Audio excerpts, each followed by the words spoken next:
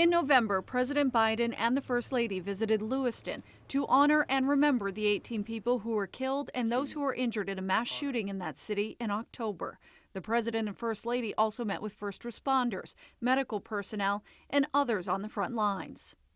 Because regardless of our politics, this is about protecting our freedom to go to a bowling alley, a restaurant, a school, a church, without being shot and killed.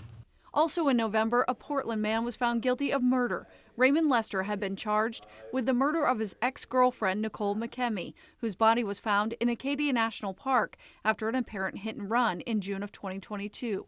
Before appearing in court, Lester had attempted to flee the country for Mexico. A new ferry being built to serve Matinicus Isle will be named after a member of the Penobscot Nation who served as a combat medic during the D-Day invasion. Charles Norman Shea was living on Indian Island when he was drafted during World War II. He is believed to be the last living Native American who stormed the beaches of Normandy. It doesn't matter whether you're Local 6, 1490, any union brother or sister that needs any help on the front line fighting for a fair contract, we're there. Employees at the Woodland Pulp Mill in Baileyville took to the picket lines in November, fighting for an increase in wages. An agreement was eventually reached after a month-long negotiation between the mill and union representatives. In December, a Robbinston woman pled guilty to murder in Washington County. 43-year-old Rebecca Moores pled guilty to the murder of 53-year-old Paula Johnson in February of 2022. Johnson was found dead in her home in Pembroke. The state recommended a 32-year sentence to the Department of Corrections for one count of intentional and knowing murder. Also in Washington County, 2 suspects were on trial accused of killing a Perry woman. Donald Dana and Kaylee Brackett were accused of murdering Kimberly Neptune in April of 2022.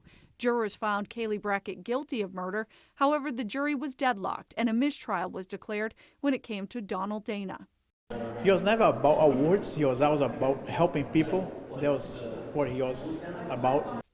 Former Holden Police Chief Chris Greeley was honored posthumously with the Spirit of America Award, which recognizes individuals who go above and beyond to make their communities better. Mother Nature wreaked havoc on the state throughout December. Mainers braced for several storms, including one just a week before Christmas.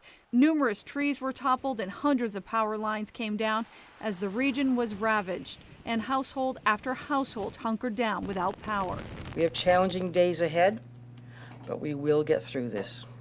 I'm Jody Hersey for ABC 7 and Fox 22 News.